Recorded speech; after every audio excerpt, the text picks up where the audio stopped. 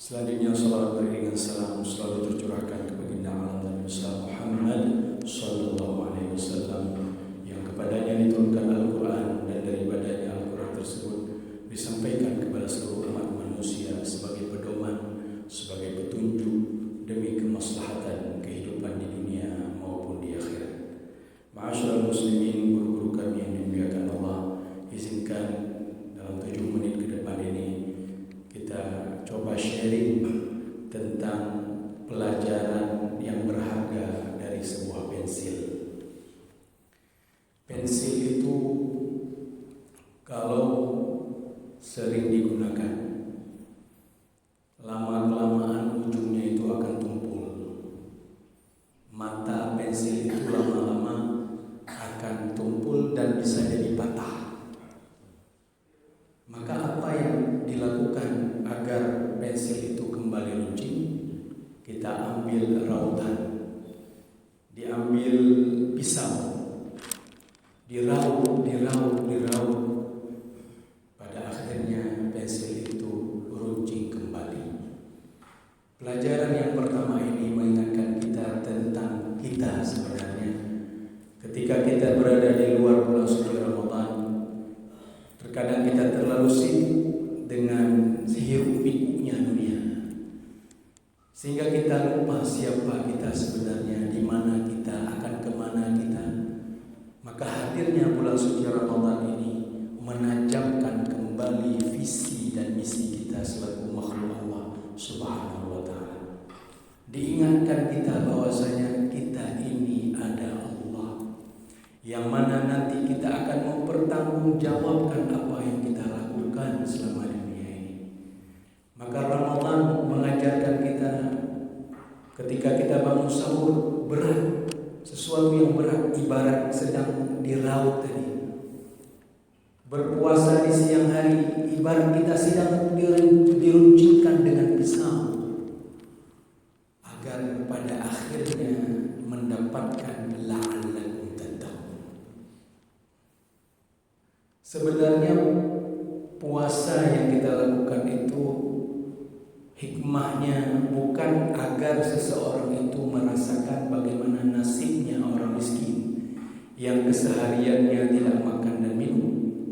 Sebenarnya bukan itu hikmah daripada puasa. Kalau hikmah daripada berpuasa itu agar seseorang merasakan nasibnya orang miskin, apa yang didapatkan oleh orang miskin ketika dia berpuasa? Yang sehari-harinya memang dia lapar dan dahaga, puasa lagi, berarti dia tidak dapat hikmah.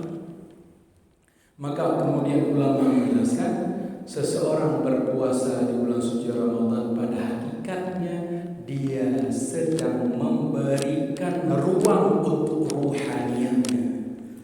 Yang mana di luar bulan suci Ramadan kita selalu memasukkan materi dalam tubuh kita, masukkan makanan, minuman, itu semuanya akan menghimpit gerak-gerik ruh yang ada di dalam badan kita, sehingga kita itu dalam keadaan selalu loyo, selalu lemas, selalu malas.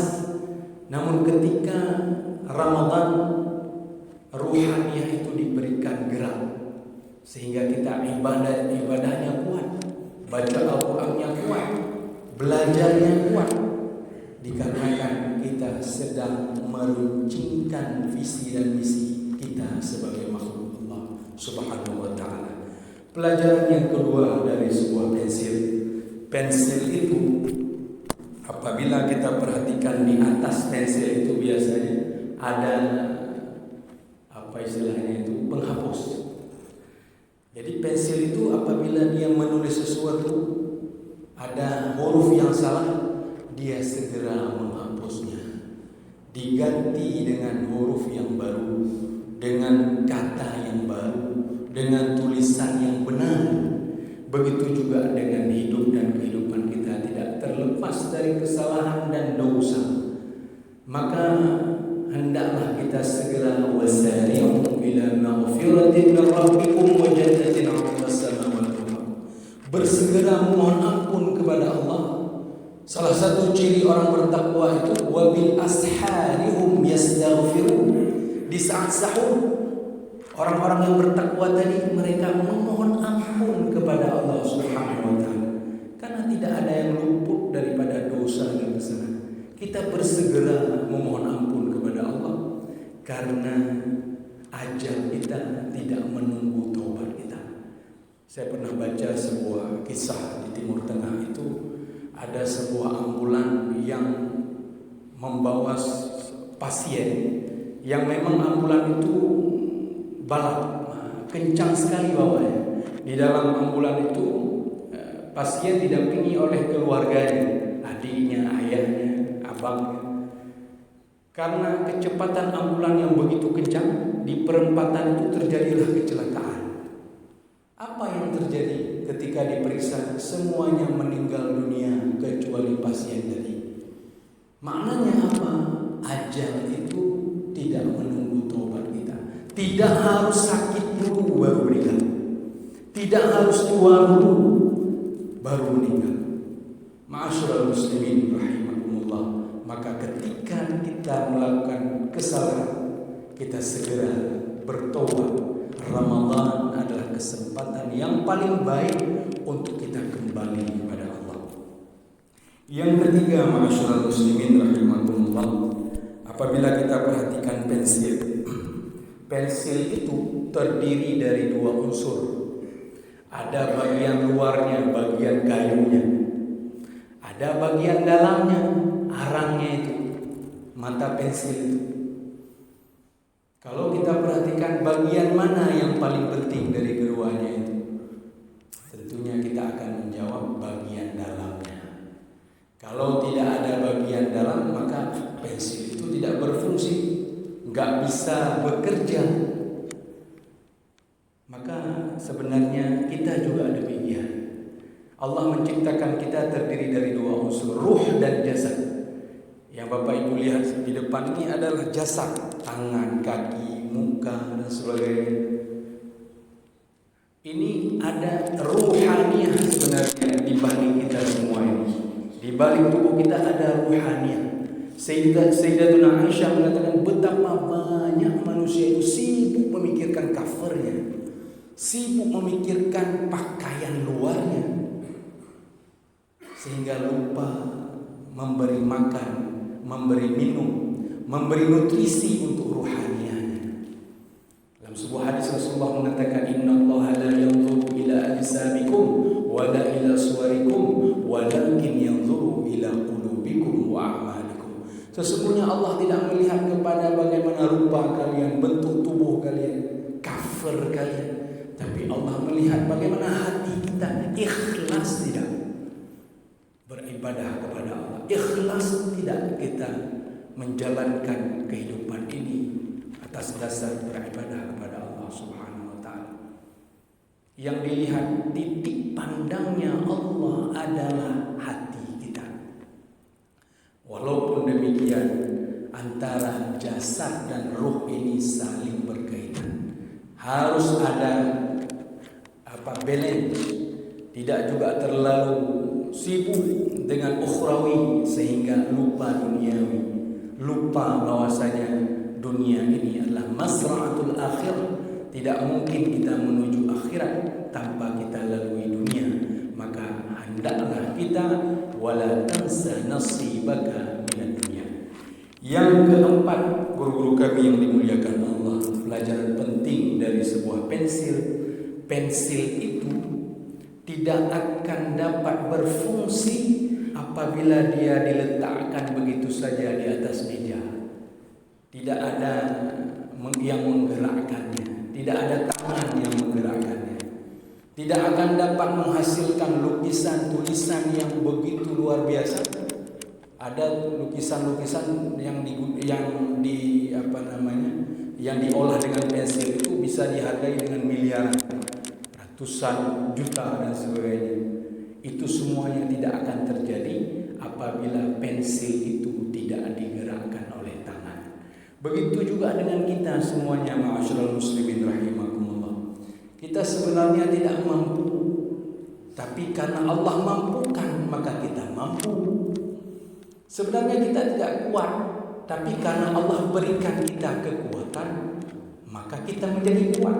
Sebenarnya kita ini tidak lulus menjadi petugas haji, tapi karena Allah luluskan, karena Allah panggil kita semuanya, maka semuanya itu ada campur tangannya Allah Subhanahu wa Ta'ala. Maka hendaklah kita selalu bersyukur, kita selalu memuji Allah Subhanahu wa Ta'ala. Allahumma ma kana li min ni'matin faminka wahdaka la syarika. Karena ada taufik dan hidayah dari Allah Subhanahu wa Ta'ala, kita dapat berpuasa, kita bisa hadir ke masjid. Karena tidak sedikit orang yang rumahnya itu berdempetan dengan masjid, namun ketika azan berkumandang Allahu Akbar, Allahu Akbar, tidak hadir ke masjid. Maka hadirnya seseorang ke masjid bukan karena dia sehat, bukan karena dia kuat, tapi adanya taufik, adanya hidayah daripada Allah Subhanahu wa Ta'ala yang menggerakkan hati kita sehingga kita dapat menuju ke rumah Allah. Yang terakhir, pelajaran penting dari sebuah pensil. Pensil itu makin lama digunakan untuk menulis, menghasilkan tulisan, digunakan untuk melukis, akan menghasilkan sebuah lukisan yang indah. Lama-kelamaan, semakin lama digunakan, patah, dikerok lagi, patah, diraut lagi. Lama-kelamaan pensil itu pun tidak bisa pakai lagi, tidak bisa digunakan lagi. Begitu juga dengan kita. Selama sepanjang-panjang hidup seseorang, dia pun akan meninggalkan dunia ini. Setinggi-tinggi burung terbang, lama-kelamaan dia akan turun juga. Setinggi-tinggi seseorang mendaki bukit, suatu saat dia akan turun juga. Maknanya apa? Bahwasanya kita pasti akan meninggalkan dunia ini. Dan ketika kita meninggalkan dunia ini, pasti ada catatan-catatan, kesan-kesan yang kita tinggalkan untuk orang-orang yang kita tinggalkan. Maka hendaklah kita meninggalkan kesan-kesan yang baik untuk siapapun yang kita tinggalkan. Kita tutup dengan sebuah syair, waladaka ummuka ya ibna adam bakiya wan nasu haulaka yadhakuna surura. Maknanya seseorang itu dilahirkan oleh seorang ibu dalam keadaan menangis. Wan nasu haulaka yadhakuna surura. Orang-orang yang ada di sekitar anak bayi tadi itu semuanya gembira, pamannya gembira, yahwanya gembira, neneknya gembira, semuanya senang karena buah hati yang ditunggu-tunggu itu telah hadir. Apa lanjutannya? Ihris ala amalin takunu bihi idza yabquna haulaka dhahikan masrur. Teruslah melakukan hal-hal yang positif, hal-hal yang baik, yang mana ketika kita meninggalkan dunia ini nantinya, kita dalam keadaan tersenyum, senang, bahagia, karena kita betul-betul memanfaatkan waktu yang Allah berikan. Sedangkan orang-orang yang ada di sekeliling kita itu menangis karena telah kehilangan sosok yang menginspirasinya selama dia hidup bersama mereka. Mudah-mudahan 5 pelajaran penting ini dapat kita ambil hikmahnya. Al-afwu minkum, wassalamualaikum warahmatullahi wabarakatuh.